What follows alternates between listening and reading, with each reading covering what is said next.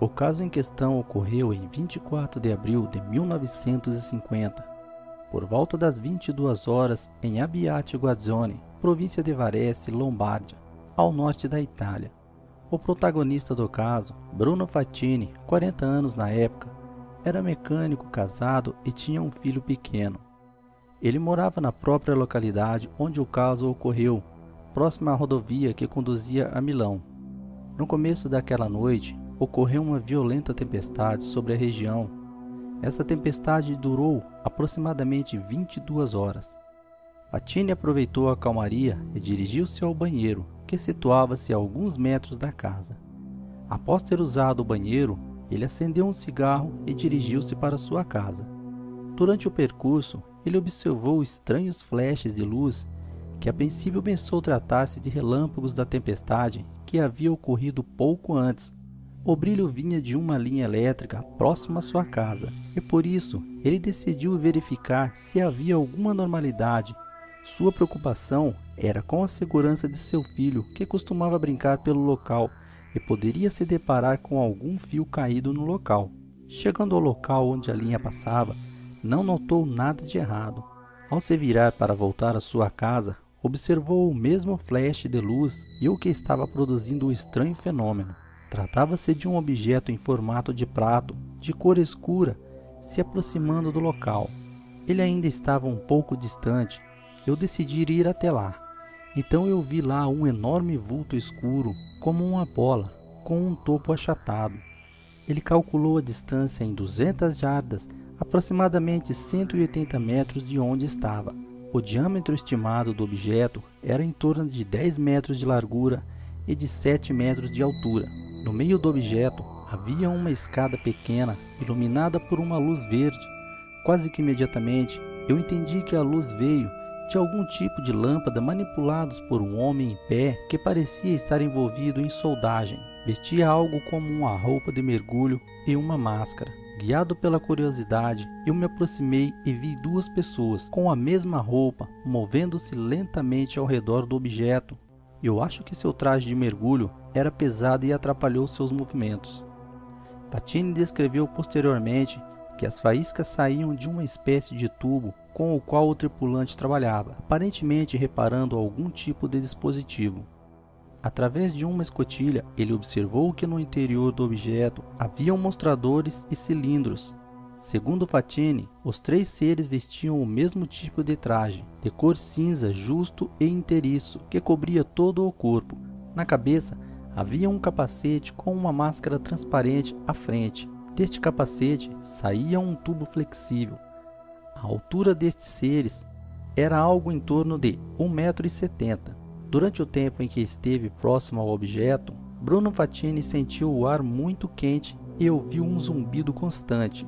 Fatini concluiu que o objeto era um protótipo estadunidense avariado pela tempestade e resolveu se aproximar e oferecer ajuda aos tripulantes. Ao chegar mais perto, falou algumas palavras, chamando a atenção dos tripulantes. A reação deles foi estranha para um presumido piloto americano. Eles começaram a chamar uns aos outros em um idioma gutural. O que estava trabalhando na fuselagem do objeto virou-se com dificuldade e acenou para o protagonista, que interpretou como um convite para embarcar no objeto. Percebendo que não eram americanos, Bruno Fatini entrou em pânico. Eu me ofereci para ajudar, mas as únicas respostas que eu recebi foram alguns sons guturais que não eram compreensíveis. Gostaria de saber quais foram suas intenções. Tive a sensação de que eles estavam me convidando a bordo. De repente, eu ouvi um barulho, como um zumbido de uma colmeia ou um gerador de energia enorme. Eu vi outra escada no interior do objeto e tudo ao redor. Tubos, cilindros e bitolas. Compreendi que este não era um avião e fui tomado pelo pânico. Eu comecei a correr dali. Eu já não estava tão perto. Quando virei a cabeça para trás, eu vi um dos homens levantar algum tipo de aparelho que levava ao seu lado e um feixe de raio de luz veio em minha direção. Eu comecei a correr de novo, mas imediatamente eu senti como se fosse cortado em duas partes por alguma ferramenta de corte ou por um jato de ar comprimido, e então caí. Bruno Fatini descreve que ao ser atingido pelo raio luminoso, sentiu como se tivesse sido empurrado por alguns metros antes de cair. Também descreveu uma forte sensação de calor na pele de seu abdômen. Ao cair, continuou consciente e pôde observar o que estava acontecendo. Pouco tempo depois de cair ao solo, os tripulantes do objeto retornaram ao aparelho. A escotilha fechou-se e o objeto decolou, emitindo um forte zumbido. Eu fui atingido através de um feixe de luz e tinha uma tal força que me senti empurrado. Perdi meu equilíbrio e eu caí no chão, batendo a cabeça contra uma pedra. Ferido, assustado e tonto, eu fiquei no chão sem me mover. Entretanto, aqueles seres estavam terminando seu trabalho de soldagem, então eles entraram no disco, que fechou-se e foi embora. Eles pareciam não estar mais interessados em mim. Estou convencido de que só queriam assustar-me e não tinham intenção de fazer algo errado para mim. Eles estavam ocupados na remoção dos andaimes e retirada da escada. Então a porta fechou, todas as luzes se apagaram e o zumbido continuou. De repente o som ficou mais alto e a nave decolou ganhando velocidade e desapareceu. Patini permaneceu imóvel no chão por algum tempo. Tudo estava silencioso. Quando recobrou os movimentos, dirigiu-se para sua casa, onde tentou dormir.